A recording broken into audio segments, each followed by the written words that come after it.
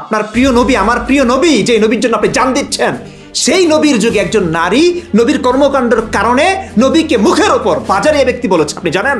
এখন আপনি বলুন, আপনার বিবেক কি বলে? আপনি মুসলমান, ঠিক আছে, আমি ভাই বুঝতে পারছি। আমি এই হাদিসটা যদি এই যুগের কোনো আলেমের ক্ষেত্রে হতো, আমি যদি করতাম, আমি ইমরান বিন বশির একজন নারীকে নিয়ে এমন করতাম, বাগানে গিয়ে তার শরীরে হাত দিতাম তার অনুমতি না নিয়ে, জোর জবরদস্তি করে। স্পষ্ট এখানে জোর জবরদস্তি। আপনি আমাকে কি বলতেন? আপনি একটু বলুন। কোন মুফতি, আলেম, শায়েখ আহমদুল্লাহ যদি এই কাজটা করতো, মিজানুর রহমান আজহারি যদি এই কাজটা করতো, আপনি কি বলতেন বলেন? ভালো বলতেন? আপনি নিশ্চিত ধর্ষক বলতেন। সালাম দিতে ইচ্ছে করছে না। কাল সারাটা রাত ঘুম হয়নি, আমার এক ফোঁটাও ঘুম হয়নি। মাথা একটু গরম, অস্বাভাবিক লাগছে নিজের কাছে। যদি অশোভন, অশালীন কোনো শব্দ বের হয়ে যায়, ক্ষমার দৃষ্টিতে দেখবেন। বলছিলাম শাকিল চিত্রকরের কথা। প্রায় 7-8 মাস আগে সে নবীকে নিয়ে নাকি কটূক্তি করেছে কোনো এক পোস্টের কমেন্ট বক্সে। সেটা নিয়ে আজ এই মুহূর্তে, এই 2-3 দিন আগে, তার এক ফ্রেন্ড, ক্লাসমেট কিংবা কাছের মানুষ ধরেছে যে তুই আগে এই সমস্ত কথাবার্তা বলেছিস, মামলা করব নাকি মারবো, এই ইত্যাদি। তারপর ছেলেটা গতকাল রাতেই মনে হয় সুসাইড করেছে। তার বাড়িতে বহু মানুষ এসেছে, আশপাশের এলাকার অনেক মানুষ এসে বাড়িতে আক্রমণ করেছে, কিংবা তারা সে আমার মতো অবস্থা, আমার বাড়িতে যেমনটা হয়েছে। তো ছেলেটা রাতে সুসাইড করেছে, আত্মহত্যা করেছে। বিশ্বাস করুন, এটা শুনে নিতে পারি নাই। কালকে আমাকে একজন দেখালো যে ভাই এই কাহিনী, এটা ওটা ঘটেছে। আমি সবগুলো দেখলাম, স্ক্রিনশট দেখলাম। সে কি বলেছে, 7-8 মাস আগের কিছু স্ক্রিনশট, সেখানে সে নবীকে নিয়ে কিছু বলেছে। তারপর যখন জানাজানি হলো ব্যাপারটা, সে ক্ষমা চেয়েছে। সে নাস্তিক না, এটা নিয়ে সে পোস্টও করেছে। শাকিলের আইডিটা যদি আমি একটু দেখাই, আজকে এই মানুষটা আমাদের মাঝে নাই। সে একটা পোস্ট দিয়ে সুসাইড করেছে। এর আগে দেখুন, আমি যে কমেন্ট করেছিলাম, সেখানে আমার একটা ভুলের জন্য আজ আমি আল্লাহর কাছে তওবা করছি। ভবিষ্যতে কখনো কোনো দিন এমন কোনো ঘটনা ঘটবে না, আর আমি সবার কাছে ক্ষমা চাচ্ছি। দয়া করে আমাকে শেষবারের মতো ক্ষমা করুন। আমি জানি এটা ইচ্ছাকৃত না। বহু মানুষ এমন করেছে, 1450 বছর ধরে এমনই চলে আসছে। ভয়ে, আতঙ্কে, কল্লা কাটা যাওয়ার ভয়ে, প্রাণনাশের আশঙ্কায় মানুষ যে কথাগুলো সে মন থেকেই বলে, সহিহ হাদিসের আলোকে, কোরআন হাদিসের আলোকে যে কথাগুলো পায় নবীর ব্যাপারে, সেই কথাগুলো বলে যখন সে পার পায় না, তার মৃত্যু অত্যাসন্ন দেখে, তখন সে ক্ষমা চায়। আমি জানি এটা আমি বিশ্বাস করি, এটা মনের কথা না। তারপরে তো এই লোকটা ক্ষমা চেয়েছিল, ক্ষমা কি করা হয়েছে? করা হয়নি। আমার একটা ভুলকে কেন্দ্র করে অনেক বড় একটা ভুল বোঝাবুঝি তৈরি হচ্ছে। অনেকগুলো পোস্ট দিয়েছে সে আপ্রাণ চেষ্টা করেছে নিজের আগে যা কিছু হয়েছে অন্তত তাৎক্ষণিকভাবে ক্ষমা চেয়ে হলেও যেন সে পার পায়, কিন্তু তাকে কেউ রক্ষা করেনি। অবশেষে সে আর নিতে পারেনি হয়তো। গতকাল রাতে সে আত্মহত্যা করল। একটা শিক্ষিত মানুষ, একটা প্রতিভাবান মানুষ ঝরে গেল। কি বলেছিল সে? অনেকগুলো স্ক্রিনশট আমি পেয়েছি, যেটা আমার কাছে খুবই অশালীন মনে হয়েছে, যেটা নিয়ে বেশিরভাগ মানুষ আঘাত পেয়েছে অনুভূতিতে। সেটা হচ্ছে, আমি জানি না কোন পোস্টের কমেন্টে সে এটা লিখেছে, কোন একজন নাস্তিকের, হয়তো মাহমুদুর রহমান এমন একজন ব্যক্তির কোন একটা পোস্টের কমেন্টে সে লিখেছে, তখন শুধু উহ, আহ, উহু, আহা এই আদিম শব্দগুলোই ছিল, যেই শব্দগুলো মোহাম্মদের বিবিদের খেজুর পাতার ঘরের চিপা দিয়ে শোনা যেত। আমি মানছি কথাটা শুনতে খারাপ লাগে, খারাপ শোনা যায়, কিন্তু এই পর্যন্ত যে কোনো নাস্তিক, এই পর্যন্ত যত নাস্তিককে নির্মমভাবে হত্যা করা হয়েছে, নবীকে নিয়ে যারা কটূক্তি করেছে বলে তাদের শাস্তি হয়েছে মৃত্যুদণ্ড, পাবলিক মেরে ফেলেছে, এমন একটা কিছু দেখি নাই যেখানে নবীকে নিয়ে সে মিথ্যা কিছু বলেছে। যা বলেছে, এখনও যারা নাস্তিক, মুরতাদ বা ইসলাম ধর্মেরই অবশেষে কোরআন হাদিস ঘাটাঘাটি করে এমন কিছু পেয়েছে, সে নবীর ব্যাপারে সেগুলি হয়তো বলেছে, নিতে পারেনি আর। এই কথাগুলো কি খুব ভুল বলেছে? দেখুন, ভিডিওটা বেশি বড় করব না, অনেক বড় ভিডিও আপনারা দেখেন না। আমি একটা হাদিস শোনাই আপনাদেরকে। সহিহ বুখারী, ইসলামিক ফাউন্ডেশন, এগুলো সার্চ করলে পেয়ে যাবেন। প্রকাশনীর নাম সহ সার্চ করুন, গুগলে পেয়ে যাবেন। সহিহ বুখারী, ইসলামিক ফাউন্ডেশন, 266 নং হাদিস, মুহাম্মদ ইবনে বাশার রহমতুল্লাহ আলাইহি। আচ্ছা, আনাস ইবনু মালিক রাদিয়াল্লাহু তাআলা আনহু থেকে বর্ণিত, তিনি বলেন, নবী সাল্লাল্লাহু আলাইহি ওয়াসাল্লাম তার স্ত্রীগণের কাছে দিনের বা রাতের কোনো এক সময় পর্যায়ক্রমে মিলিত হতেন। তারা ছিলেন 11 জন। বর্ণনাকারী বলেন, আমি আনাস রাদিয়াল্লাহু তাআলা আনহুকে জিজ্ঞাসা করলাম, তিনি কি এত শক্তি রাখতেন? তিনি বললেন, আমরা পরস্পর বলাবলি করতাম যে তাকে 30 জনের শক্তি দেওয়া হয়েছে। সাঈদ রহমতুল্লাহ আলাই, কাতাদা রহমতুল্লাহ আলাই থেকে বর্ণনা করেন, আনাস রাদিয়াল্লাহু তাআলা আনহু তাদের কাছে হাদিস বর্ণনা প্রসঙ্গে 11 জনের স্থলে 9 জন স্ত্রীর কথা বলেছেন। আমি 9 জন বলি আর 11 জন বলি, দিনের বা রাতের কোনো একটা সময়ে একজন নবী 11 জন স্ত্রী সঙ্গে তিনি সহবাস করতেন। আপনি বলুন তো, বর্তমানে কোনো আলেম যদি আমি একটা মসজিদের ইমাম খতিব ছিলাম, আমি যদি আমার 11 বিবির সঙ্গে রাতের বা দিনের কোনো একটা সময়ে গপাগপ শুরু করি, এটা হাদিসে বর্ণিত হয়, মানুষ জানতে পারে, তখন আপনারা কি বলবেন? এই সমাজ কি বলবে? মিনি পতিতালয় বলবে নিশ্চয়ই। যারা বলবে না তাদের কথা আলাদা। কেউ যদি বলে এটা কি খুব ভুল হবে, খুব অস্বাভাবিক কিছু হবে? হবে না তো। আচ্ছা, এটা না হয় মানা যায়, ওকে, নবীর সেক্স পাওয়ার অনেক বেশি ছিল, নবীর অনেক বেশি লাগতো, ওকে, স্ত্রীর সঙ্গেই তো করেছে নাকি? ও আচ্ছা, আরেকটা কথা, হাদিসটাকে অনেকে ভুল বলতে পারেন, তাই না? জাল হাদিস আছে, ওকে। হাদিসের মান এখানে লেখা আছে সহিহ, বর্ণনাকারী আনাস ইবনে মালিক রাদিয়াল্লাহু তাআলা আনহু। এটা ইসলামিক ফাউন্ডেশনের তর্জমা। এখানে হাদিসের মান সহিহ বলা হয়েছে। কে বলেছে? কোনো নাস্তিকের হাদিস এটা? হাদিসের মান সহিহ বলেছে ইসলামিক ফাউন্ডেশনের তর্জমার। এখানে ইসলামিক ফাউন্ডেশনের অনেক একটা বোর্ড থাকে, বিজ্ঞ আলেম ওলামা থাকেন, হাদিস বিশারদ থাকেন, আরবি সাহিত্যিক থাকেন, তারা অনেক গবেষণা করে একটা হাদিসের মান নির্ণয় করেন। সেখানে লেখা আছে সহিহ হাদিসটা, ওকে। আর একটা সহিহ হাদিস শোনাই আপনাদেরকে। এক্ষেত্রে স্ত্রী ছিলেন, স্ত্রীদের সঙ্গে তিনি সহবাস করতেন, ওকে ফাইন।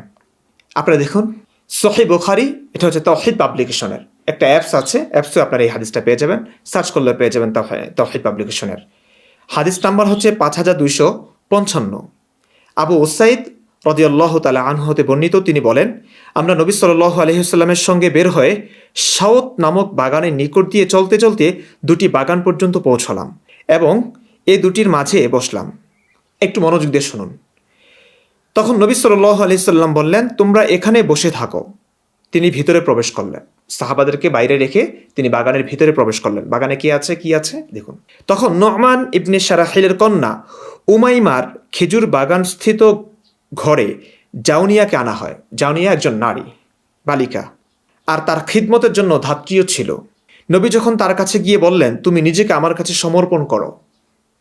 একটা বাগানে একজন নারীকে নবীর সাহাবীরা নিয়ে এসেছে নবীর জন্য, স্ত্রী, দাসী না, কিছুই না। নবী তাকে বললেন, তুমি নিজেকে আমার কাছে সমর্পণ করো।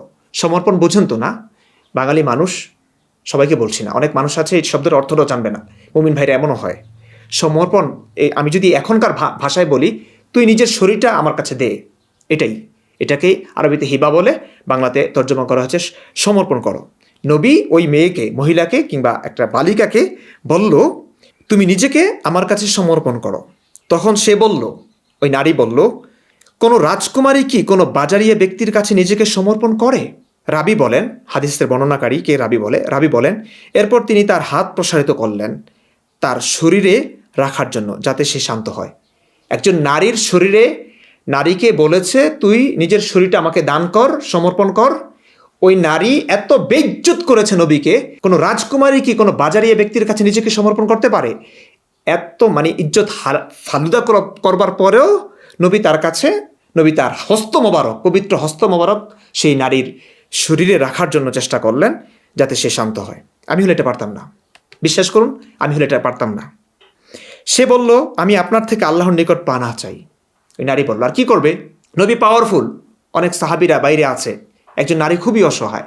সে বলল, যে আল্লাহর নাম করে আপনি নবীগিরি দেখাচ্ছেন, সে আল্লাহর পানাহ চাই। ওকে, আমি আপনার থেকে আল্লাহর নিকট পানাহ চাই। নবী বললেন, তুমি উপযুক্ত সত্তারই আশ্রয় নিয়েছ। এরপর তিনি সাল্লাল্লাহু আলাইহি ওয়াসাল্লাম আমাদের নিকট বেরিয়ে আসলেন এবং বললেন, হে আবু উসাইদ, তাকে 2খানা কাতান কাপড় পরিয়ে দাও এবং তাকে তার পরিবারের নিকট পৌঁছিয়ে দাও। নবী সাহাবেদের মাঝে বের হয়ে আসলেন এবং সাহাবেদেরকে বললেন, আবু সাইদকে বললেন, তুমি তাকে 2খানা কাতান কাপড় পরিয়ে দাও। কেন? কাপড় পরানোর প্রয়োজন কেন পড়ল? তার মানে ওই নারী নগ্ন ছিল। ইতিপূর্বে অবশ্যই সে নগ্ন ছিল না, নগ্ন হয়ে সে বাড়ি থেকে আসে নাই, বাড়ি থেকে আনা হয়েছে, তারপর নবীর খেদমতের জন্য নগ্ন করা হয়েছে, এমনটাই বোঝা যাচ্ছে। ভিন্ন ব্যাখ্যা হতেও পারে, আপনি দিতে পারেন বোঝামিল, কিন্তু আমার কাছে তাই মনে হচ্ছে। তারপর যা হোক, কাতান কাপড় পরিয়ে দাও এবং তাকে তার পরিবারের নিকট পৌঁছে দাও। হাদিসটা ইসলামিক ফাউন্ডেশনের সহিহ বুখারী বুঝেন তো? হাদিসের মান ইসলাম ফাউন্ডেশন বলছে সহিহ। এটা আমার কথা না, কোনো নাস্তিকের কথা না, আসিফ মহিউদ্দিন, আসাদ, মাসুদ, ইমরান, কারো কথা না ভাই, বিজ্ঞ আলেমদের কথা, হাদিস বিশারদদের কথা, ইসলাম ফাউন্ডেশনের গবেষকদের কথা। তারা এটাকে বলছে হাদিসের মান সহিহ। সহিহ হাদিস তো ইসলামের অন্তর্ভুক্ত, তাই না?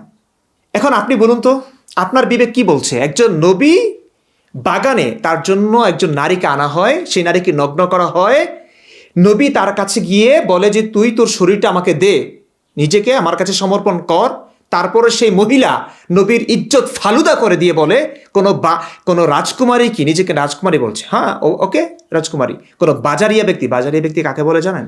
একটা হাদিস আছে না, রসুলই তো বলেছে বাজার হচ্ছে সবচেয়ে নিকৃষ্ট, দুনিয়ার মধ্যে সবচেয়ে নিকৃষ্ট জায়গা, মসজিদ সবচেয়ে উত্তম জায়গা। নবীকে বাজারিয়া ব্যক্তি বলেছে।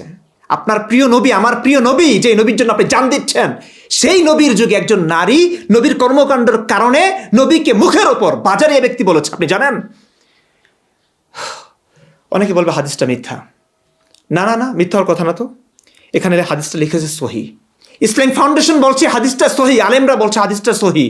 এখন আপনি বলছেন আবেগের বসে বলছেন না, নবী তো এমন কাজটা করতে পারে না, নবীর প্রতি আমার অনেক সম্মান। আমারও ছিল ভাই, আমাদেরও ছিল, এই নবীর প্রতি সম্মান শ্রদ্ধা আমাদেরও ছিল।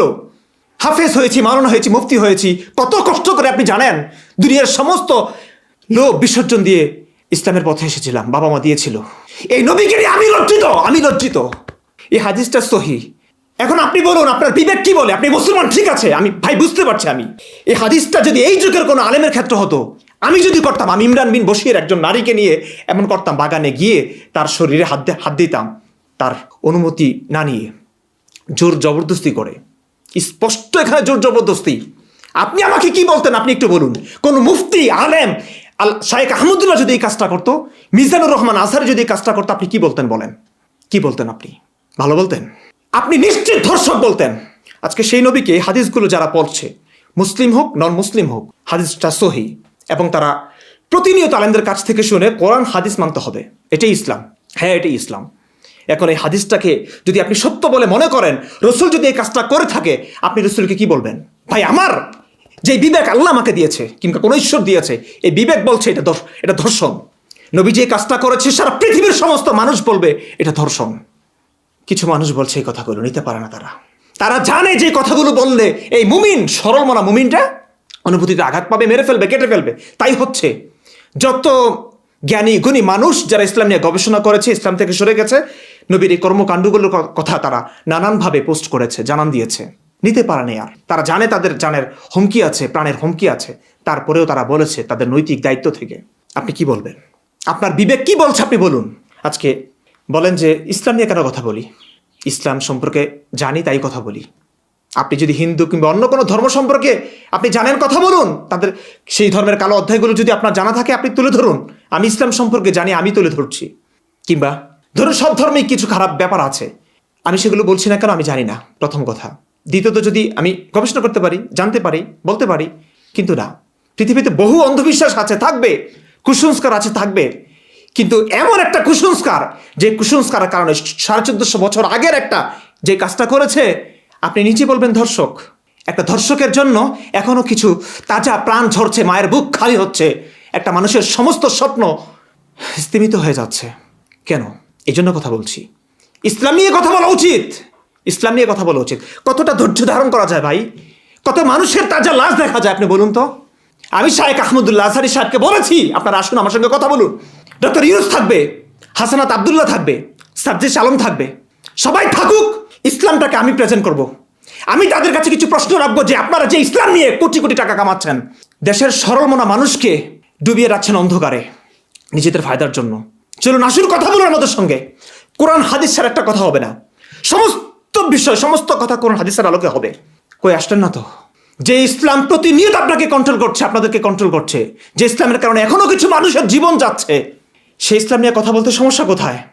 আমি আসিফ ভাই, আসাদ ভাই, মাসুদ ভাই সবাই মিলে আলোচনা করেছিলাম যে আলেমরা যেহেতু টাকা ছাড়া ওয়াজ করেও না, ইসলামের আলোচনা করেও না, ওকে শাইখ আহমদুল্লাহ সাহেব, আপনার যত টাকা লাগে, আপনি যত টাকা মাহফিল থেকে নেন, আপনি আমাদেরকে সময় দিবেন, আমরা আপনার কাছে ইসলাম সসম্মানে শ্রদ্ধার সঙ্গে ইসলাম জানতে চাইবো, যে ইসলাম কিভাবে সত্য হয়, নবীর এই কর্মকাণ্ডগুলো কিভাবে একজন নবীর হতে পারে, তিনি এমন কাজ যিনি করতে পারেন, তিনি আসলে নবী হতে পারেন কিনা।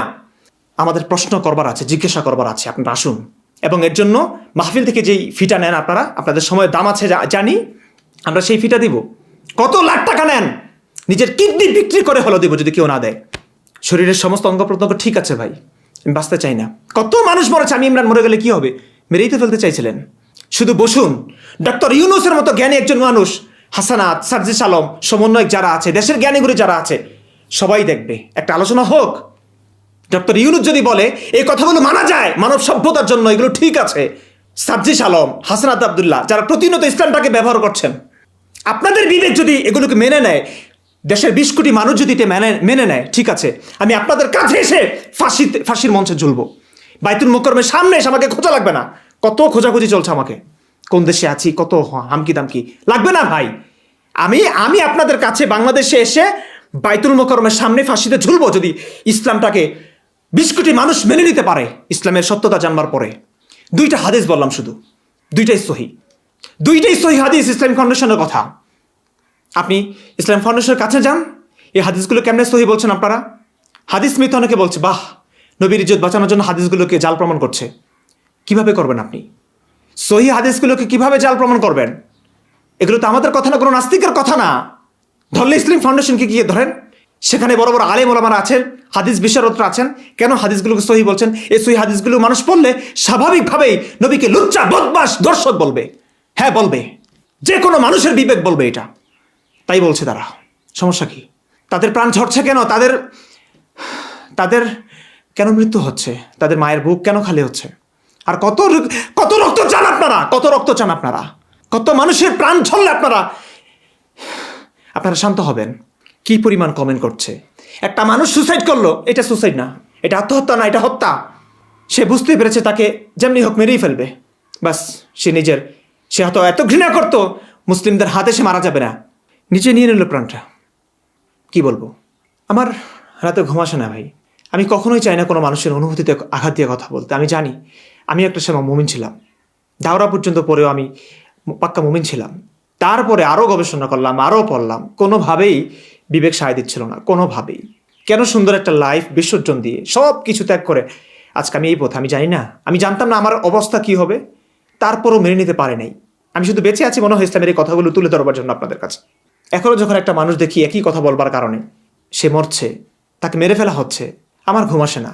কালকে রাত ছটফট করেছি, সারা রাত ছটফট করেছি, সকাল থেকে ঘুমানোর চেষ্টা করেছি, পারি নাই। আজকে আরেকটা ভিডিও দেবো ভাবছিলাম, পরে ভাবলাম যে না, আমার কিছু কথা বলতেই হবে। কত ধৈর্য ধারণ করা যায় আপনি বলুন? কতটা? একটা মানুষ, আমরা তো মানুষ নাকি? আজকে আপনার চোখের সামনে যদি নবীর কর্মকাণ্ডগুলো কেউ করতো, একজন মানুষে পেতেন না। এই যে মুমিনরাই নবীকে হত্যা করতো, স্পষ্ট। নবীর কাজগুলো সহিহ হাদিসের আলোকে আমি বলছি, আমাকে বদমাশ বলছে, আমাকে মিথ্যাবাদী বলছে, আমাকে গালাগাল করছে। এই গালাগালগুলো আমার উপরে না, নবীর উপর গিয়ে পড়ছে। কারণ মানুষ সরল না, কিছুই জানে না। তারা ছোটবেলা থেকে শুনে এসছে নবীজির ব্যাপারে ভালো কিছু, একটা অনুভূতি তাদের সৃষ্টি হয়েছে, অনুভূতি। এখন যে লুকানো হাদিসগুলো, যেগুলো নবীর ইজ্জতকে, সম্মানকে নষ্ট করে, হাদিস সহি কিন্তু এগুলো আলেমরা বলেন না, এগুলো এখন জানলে মানুষ নিতে পারছে না, আমি এটা বুঝি। কিন্তু আপনারাই তো নবীর কাজগুলোকে পছন্দ করছেন না বলি তো আমাকে গালিগালাজ করছেন। আমি একটা কথাও কোরআন হাদিসের বাইরে বলি না। মুসলিমদের লেখা ইতিহাস থেকে বলছি, অমুসলিমদের লেখা ইতিহাস থেকে না। এখনো বলছি, আমাকে মারুন, যাকে ইচ্ছা তাকে মারুন, ইসলাম ধর্ম না। যেই ধর্মের কারণে আপনারা মানুষ মারছেন, যেই নবীর কারণে, নবীকে কটূক্তি করবার কারণে। কটূক্তি মানে কি ভাই? কটূক্তি মানে কি? নবীর ব্যাপারে যা কিছু বলা হচ্ছে, আপনি কি মনে করেন একজন ঘরে একজন নবী? অনেকে বলে 11 জন স্ত্রী। 11 জন স্ত্রী না, 11 জন স্ত্রীর পরে তার কত দাসী ছিল, আরও স্ত্রী ছিল, একসঙ্গে 11 জন স্ত্রীর সঙ্গে তিনি সহবাস করতেন দিনের বা রাতের কোনো একটা সময়। সেই ঘর থেকে উকিঝুঁকি মানলে যে শব্দ আসবে না, এটা কিভাবে অসম্ভব? আসতেই পারে, একটু অন্যভাবে বলেছে, ঠিক আছে, কিন্তু এটা তো বাস্তবতা ভাই, এটা তো বাস্তবতা। কোনটা কটূক্তি? নবীর ব্যাপারে সত্য বলা, কোরআন হাদিসের কথাগুলো বলা কটূক্তি? হ্যাঁ, কিভাবে কটূক্তি হয়? আমি এমন করলে, আজহারি এমন করলে, শায়েখ আহমদুল্লাহ এমন করলে, আল্লামা মামুনুল হক সাহেব এমন করলে, ওই বেচারা তো নবীর মতো কাজ করে নাই। একটা হোটেলে গিয়ে ঝর্ণার সঙ্গে তার সেকেন্ড ওয়াইফ বলেছে আর কি, সে সম্মতিত করেছে, সেটা নিয়ে কত কথা বলেছেন। অনেক মুমিনরা পর্যন্ত আপনারা ন্যাক্কার জন্য কথাবার্তা বলেছেন। নবী তো এর চাইতে জঘন্য কাজ করেছে। নবী তো নিজের দ্বিপাক্ষিক চুক্তিতে না, একটা মেয়েকে ধর্ষণের মতো একটা অবস্থা, জোর জবরদস্তি করে তাকে পেতে চেয়েছে। এমন কাজ যদি বাংলাদেশের কোনো আলেম করে, সাধারণ মানুষ করে, 20 কোটি মানুষ আপনারা ধর্ষক বলবেন ওই লোকটাকে। আমি আর কিছু বলছি না, শুধু বলবো এই দুইটা হাদিস আজকে, এই যে নাম কি, শাকিলের এই যে মৃত্যুটা, অপমৃত্যু, এই যে আত্মহত্যা না, এটা হত্যা, এই হত্যার পিছনে আপনিও দায়ী যদি এই হাদিসগুলো প্রচার না করেন। শাকিল তো তার রিয়েল আইডি দিয়ে মনে হয় সে শেয়ার করেছিল কিংবা কমেন্ট করেছিল। প্রত্যেকেই আপনারা এই দুটো হাদিস, যে দুটো হাদিস দেখালাম, সার্চ করলে আপনারা পেয়ে যাবেন। আমি আমার ভিডিওর ডেসক্রিপশনে কমেন্ট বক্সে আমি হাদিস লিঙ্ক দিয়ে দিব। আপনারা প্রত্যেকের আইডি থেকে, দয়া করে প্রত্যেকের আইডি থেকে আপনারা এগুলো পোস্ট করেন যে নবীর কাজ এভাবে কেমন হতে পারে। এই হাদিসগুলো সহি কেন বলছে ইসলামী ফাউন্ডেশন, এবং এই হাদিসগুলো যদি সহি হয়, সঠিক হয়, নবীর এই কাজটা তো নিঃসন্দেহে ধর্ষণ। সেই ধর্ষণ নবীর পূজা আপনি কেন করছেন? তাকে নিয়ে কথা বললে কেন মানুষের জীবন যেতে হবে? কেন একটা মানুষের প্রাণ আপনারা কেড়ে নেবেন? শুধুমাত্র এই প্রতিবাদটা আমরা করতে পারি। যদি না করেন, যদি আপনি ভয় পাচ্ছেন, আপনি জেনে রাখুন এই শাকিল কিংবা যত মানুষ এভাবে মরেছে, যাদের মৃত্যু হয়েছে, তাদের মৃত্যুর পিছনে আপনিও দায়ী। মনে রাখবেন এটা, তাদের মৃত্যুর পিছনে আপনিও দায়ী। আপনারা চুপ আছেন, নবীর অনেক কুকীর্তির কথা জানবার পরেও আপনারা ভয়ে আতঙ্কে চুপ থাকেন। ব্যাস এই কারণেই কিছু নিষ্পাপ প্রাণগুলো ঝরছে, যারা অসহায়, যারা হয়তো মেনে নিতে পারে না, তাদের নৈতিকতার দাবি থেকে নিতে পারে না, এত অন্যায় মানা যায় না, তারপরে তারা প্রকাশ করে ফেলে। বাস বিশাল একটা অঙ্ক মানুষ তাদের উপর হামলে পড়ে, এদের বিচারও হয় না। এই শাকিল মৃত্যুর বিচার হবে? সে আত্মহত্যা করেছে, কিন্তু কেন করেছে? আত্মহত্যার দিকে তাকে ঠেলে দিয়েছে কে? বেঁচে থাকলে তাকে মারতো। আপনারা প্লিজ দুটো হাদিস শেয়ার করুন, প্রত্যেকের রিয়েল আইডি থেকে। গালিগালাজের দরকার নাই। আপনি শুধু ক্যাপশনে লিখতে পারেন এমন এই হাদিস দুটো সহি হাদিস, এমন কাজ একজন নবী কিভাবে করতে পারে, আর যিনি করতে পারেন তিনি নবী কিভাবে হন, তার পূজা আমরা কিভাবে করি, আর কত অন্ধকারের মধ্যে ডুবে থাকবেন। আসুন শায়েখ আহমদুল্লাহ মিজানুর রহমান আজহারী, আমি প্রমাণ করবো আপনারা বাংলাদেশের সবচেয়ে বড় নাস্তিক, কিন্তু প্রকাশ করছেন না। সরল মনা মানুষকে ধোঁকা দিচ্ছেন আপনারা। ইসলাম কেমন আপনারা জানেন না? এই হাদিসগুলো আপনাদের চোখে পড়ে না? বুঝি চোখে পড়ে না? গোজামিল আর কত দিবেন? আসুন বসুন, বারবার বলছি বসুন, আজকে বলছি বসুন। আর কত তাজা প্রাণ ঝরাবেন আপনারা? বসুন। আমি আমার সমস্ত কাজকে ফেলে আপনাদের সঙ্গে বসতে রাজি আছি। শ্রদ্ধার সঙ্গে সব কথা বলবো, কোরআন হাদিসের রেফারেন্সে কথা বলবো। আমি থাকবো, আসিফ ভাই, আসিফ মহিউদ্দিন ভাই থাকবে, আসাদ ভাই থাকতে পারে, বাংলাদেশের ডক্টর ইউনুস থাকবেন, দেশের গণ্যমান্য ব্যক্তিগণ থাকবেন। ঠিক আছে, যদি প্রমাণিত হয় দেশের 20 কোটি মানুষ দেখবার পরে যদি ইসলামটাকে সত্য বলে মনে করে, নবীর এই কাজগুলোকে যদি নর্মালি নেয়, আমি বলছি আমি এসে আপনাদের কাছে ধরা দিব, আপনারা যা ইচ্ছা তা করবেন, শান্তিপূর্ণভাবে আমাকে হত্যা করবেন, মনের স্বাদ মিটিয়ে। আমি বলছি, আমি কথা দিচ্ছি আপনাদেরকে। বসুন আপনারা।